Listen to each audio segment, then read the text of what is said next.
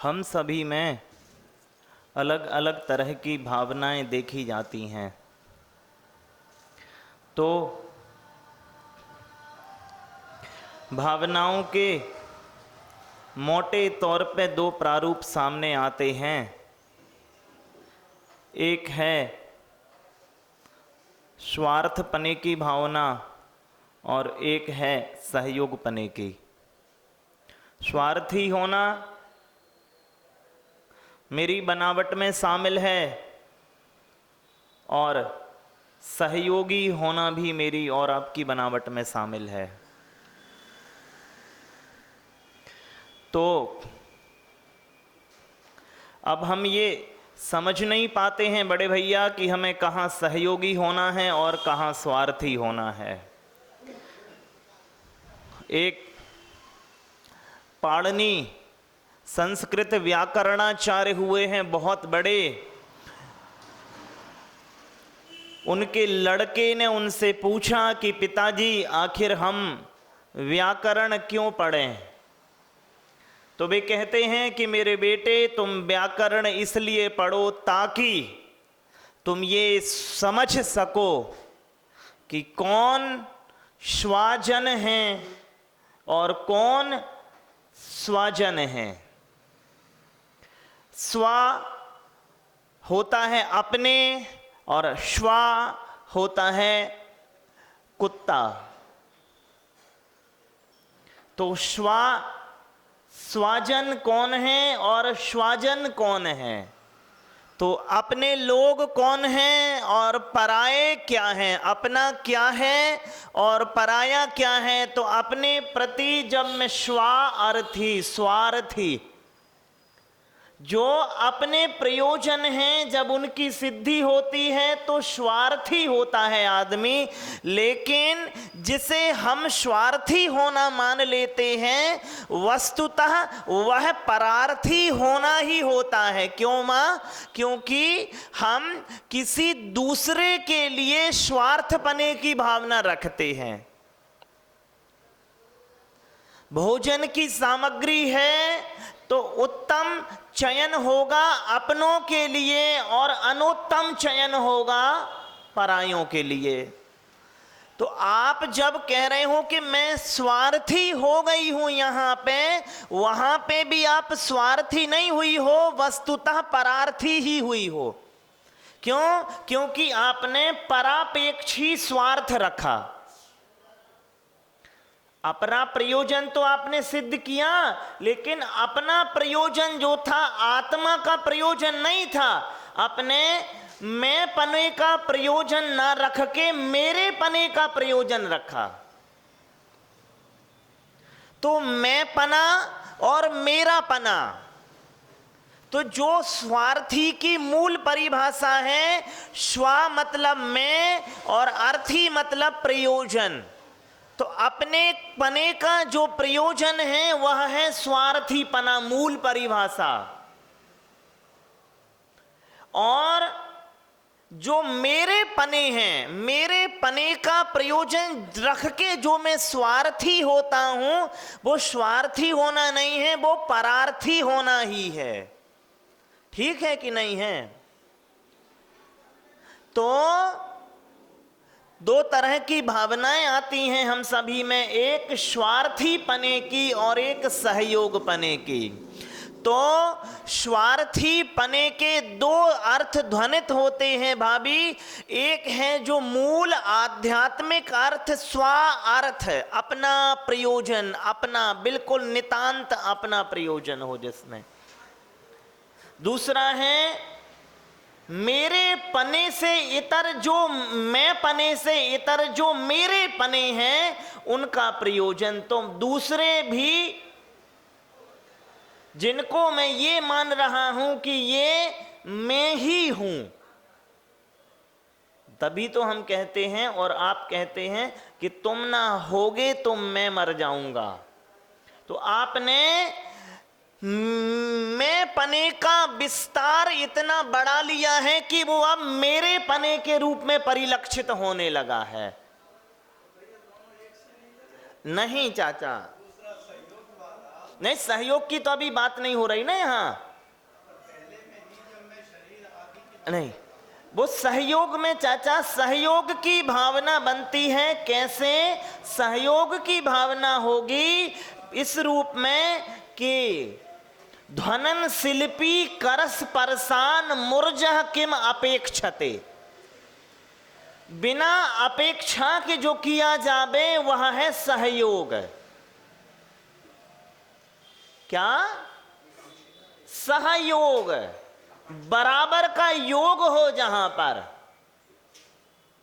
और जहां पर स्वार्थी बने की भावना होती है चाचा, मुझे दूसरा अपना नहीं लगता है लेकिन दूसरे का धन अपना लगता है,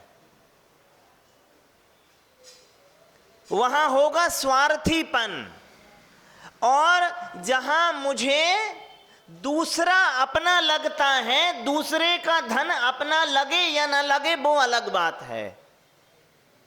का चाचा वो कह रहे उनका गांव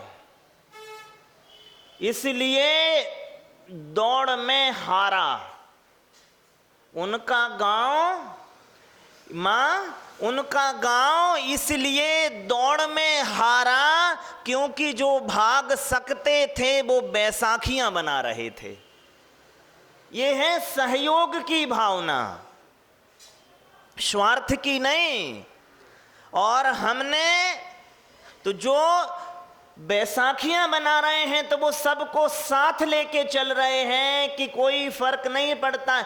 मेरी मां, एक आदमी के जीत का महत्व तो नहीं है, एक आदमी की जीत बेमानी है अगर मेरे अपने गांव के ही 1000 पीछे छूट जाएं। अरे हम 1000 हारे तो चाचा जो भाग लेने वालों का जब नामांकन किया गया तो हमारे गांव से एक आदमी का नामांकन नहीं हुआ, 1000 नामांकन हुए।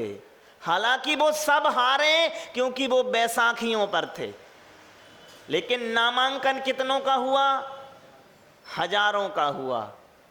और मैं चाहता तो स्वार्थ की भावना एक ही अपना नामांकन दर्ज कराता और भाग ले लेता। सहयोग है, सूरज मेरे दर पे आया रोशनी की भीख मांगने मां, सूरज मेरे दर पे आया रोशनी की भीख मांगने, हम अपना घर न जलाते तो और क्या करते। ये है सहयोग की भावना। आज देखिए तत्वार सूत्र में 2 सूत्र आते हैं जो एक सी ही शब्दावली से शुरू होते हैं। एक सूत्र ये लिखा हुआ है परस्परो दीरित दुखा, और दूसरा सूत्र है परस्परोपग्रहो जीवानाम।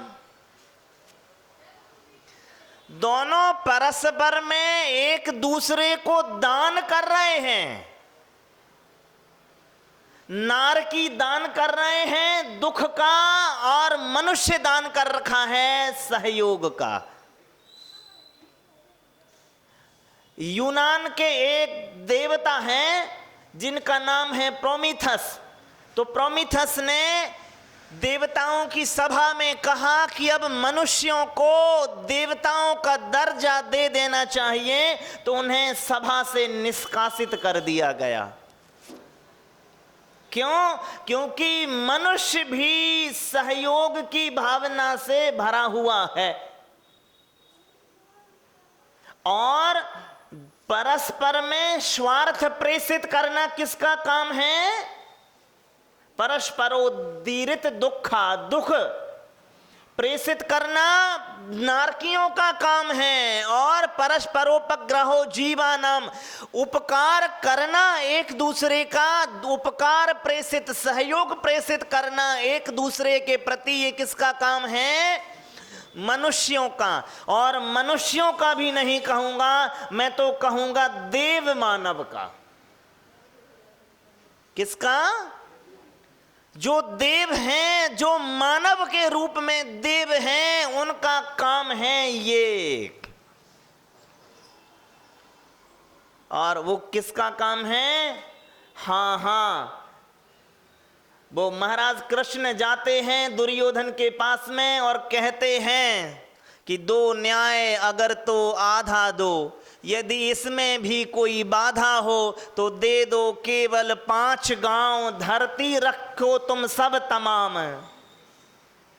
तो दे दो केवल 5 ग्राम, धरती रखो तुम सब तमाम। दुर्योधन वो भी दे न सका, आशीष समाज की ले न सका। तो फिर क्या हुआ? और आपने देखा है जो चाचा महाभारत जो शुरू होती है, महाभारत का पहला जो पद है, 700 पद है जिसे महाभारत नहीं क्षमा करें, ये गीता में पहला ही पद है, धर्म क्षेत्रे कुरुक्षेत्रे। लड़ाई को जा रहे हैं, लड़ाई की कथा लिखी जा रही है, लड़ाई को प्रेरित कर रहे हैं कृष्ण। और क्या कह रहे हैं? धर्म क्षेत्र कुरुक्षेत्र। अब हम धर्म क्षेत्र में प्रवेश कर रहे हैं, कुरुक्षेत्र के धर्म क्षेत्र में। क्यों? क्योंकि वहां पर स्वार्थ की नहीं, सहयोग की बात हो रही थी। एक दिशा से स्वार्थ प्रेषित हो रहा था, दूसरी दिशा से सहयोग प्रेषित हो रहा था। तो मां यह है अनिवार्यतया कि हम स्वार्थ और सहयोग की भावना से भरे हुए लोग हैं, और ये तय नहीं कर पाते हैं कि कौन सी भावना स्वार्थ की है और कौन सी सहयोग की है। तो वो भावना जहां पर ये सूत्र पूरा किया जावे कि ध्वनन शिल्पी करस परसान मुरजह किम अपेक्षते। क्या कहते हैं? धर्मी सो गौवत्स प्रीति सम। धर्मी से गौ वत्स प्रीति करो बिना किसी अपेक्षा के।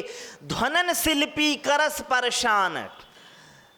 बजाने वाले के हाथ के स्पर्श से ढोलक बजती है बिना किसी अपेक्षा के। क्षमा सागर महाराज साहब लिखते हैं, मैं तो दूसरों के लिए सीढ़ी हूं, ऊपर उठाने के लिए सीढ़ी हूं। अब सीढ़ी को क्या सोचना कि किसने पैर धीरे से रखा और कौन मुझे रौंदता चला गया। अगर सीढ़ी ही ये सोचने लगे, सहयोगी ही ये सोचने लगे कि किसने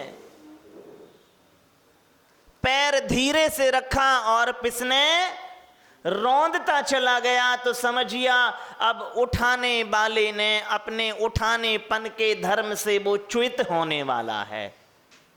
अब सीढ़ी के तौर पे काम ना करेगी। तो सहयोगी तो होते ही हैं अपने ढंग के। लोग पूछते हैं तुम ऐसे क्यों हो? बस हूं। क्या?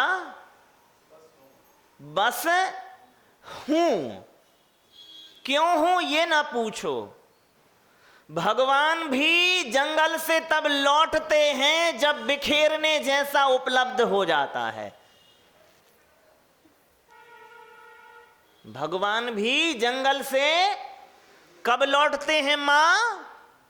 जब बिखेरने जितना उपलब्ध हो जाता है। इसलिए हम क्या कहते हैं? निर्झर। भगवान की ध्वनि क्या हो रही है? खिर रही है, झर रही है। खिरना कहते हैं ना भगवान को, झरना कहते हैं। झरना क्या होता है मां?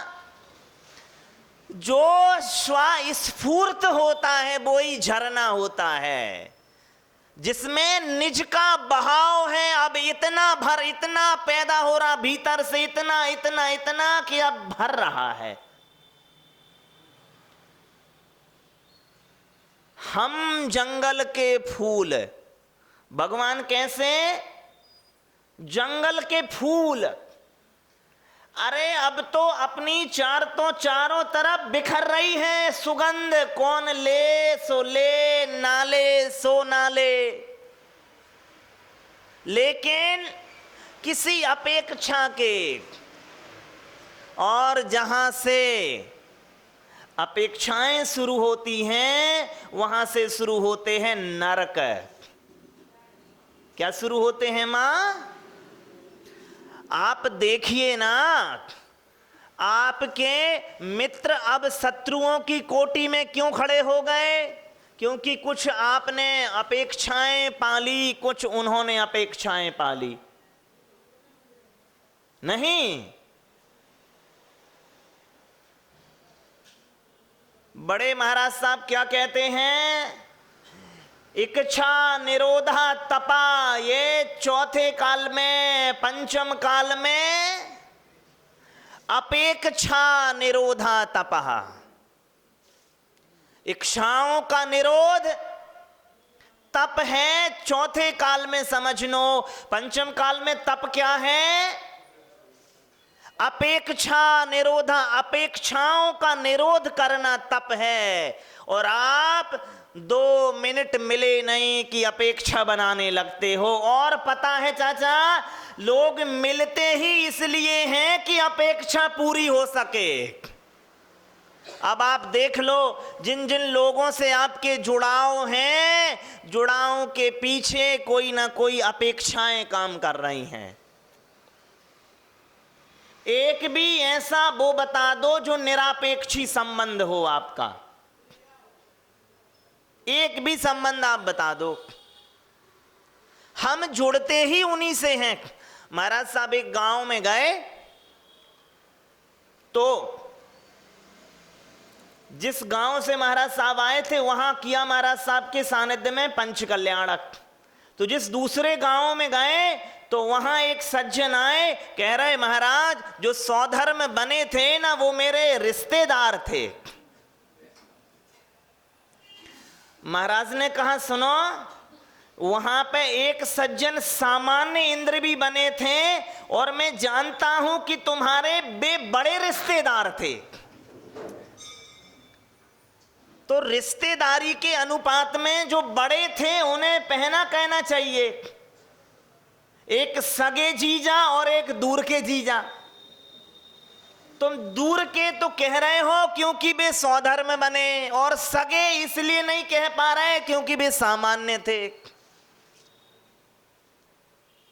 इस तरह से ही तो रिश्तेदारियां निकलती हैं। ये मूल में जो इस तरह से जो रिश्तेदारी निकालता है, समझ जाइए महास्वार्थी आदमी है, बच के रहो इससे।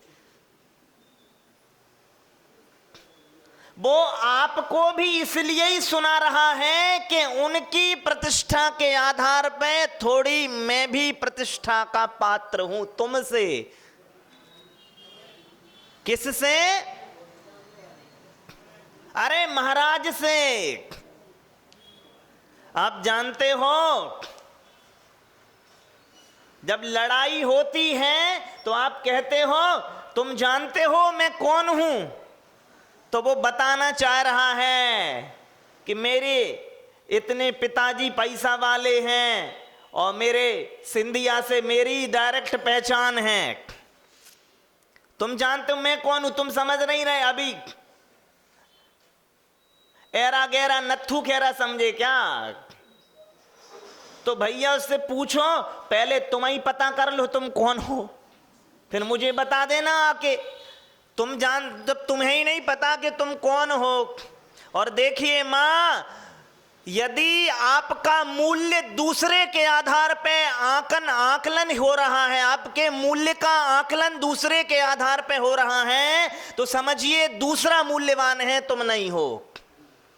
और आप अपना मूल्य आंकलन किसके आधार पे करते हो? पैसे के आधार पे, प्रतिष्ठा के आधार पे, पदों के आधार पे।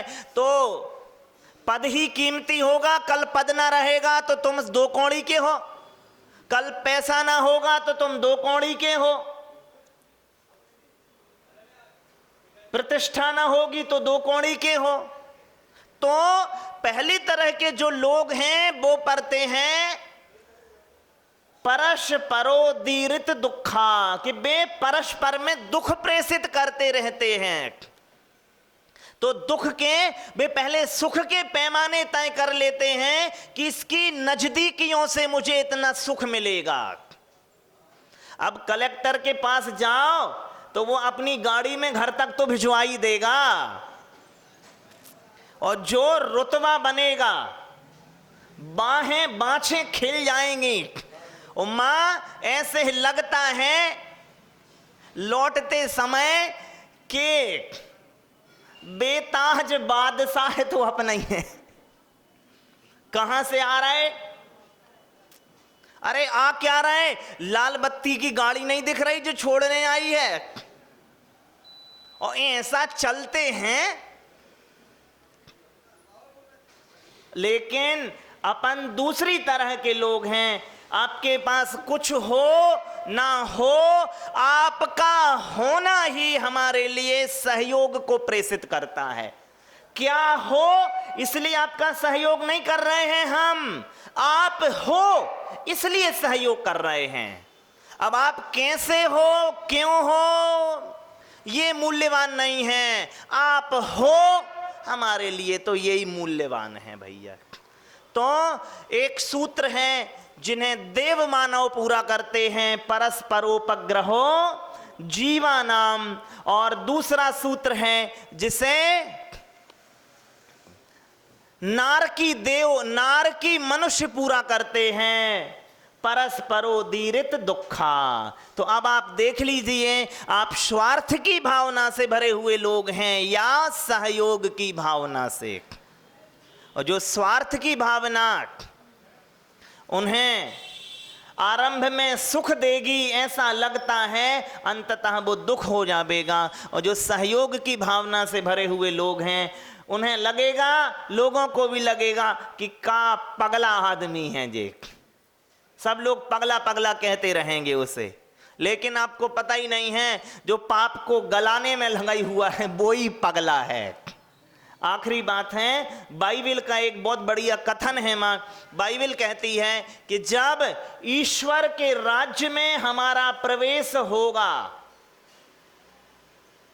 तो दरवाजे पीछे से खुलेंगे। कहां से खुलेंगे? जितने स्वार्थी थे, जितने दम्भी थे, जितने तिगड़मबाज थे, वे सबसे आगे आ गए लाइन में। उन्हें पता ही नहीं है, जो भोले भाले सहयोग करने की भावना से, हाँ भैया तुम भी आगे आ जाओ, तुम भी आगे आ जाओ, तुम भी आगे आ जाओ। तो जो सहयोग की भावना, तुम भी आगे आ जाओ, ऐसे सहयोगियों के लिए पीछे पहुंचा दिया है जो हम सब ने मिलके। तो तुम्हें पता ही नहीं है कि दरवाजा पीछे से खुलना है। सरल सागर महाराज जी का एक बहुत अच्छा वचन है कि चतुर्मास उनके भरोसे बिल्कुल मत करना जो श्रीफल भेंट करने आए। क्या? चतुर्मास उनके भरोसे बिल्कुल मत करना जो श्रीफल भेंट करने आए, क्योंकि उन्होंने तो तिगड़म भाजी करके, जो तुम्हारा सच में ही चतुर्मास करवाएंगे वे बेचारे, तुम वहीं देखना चतुर्मास करना हो कि आखिरी के कोने में कितने खड़े हैं, तो वे ही करवा पाएंगे, क्योंकि वो सहयोग करते हैं, उनमें स्वार्थपने की मूल भावना नहीं होती है। मां तो बोलिए पूज्य मंगलानंद सागर और मंगल सागर मुनि महाराज की जय। हाथ जोड़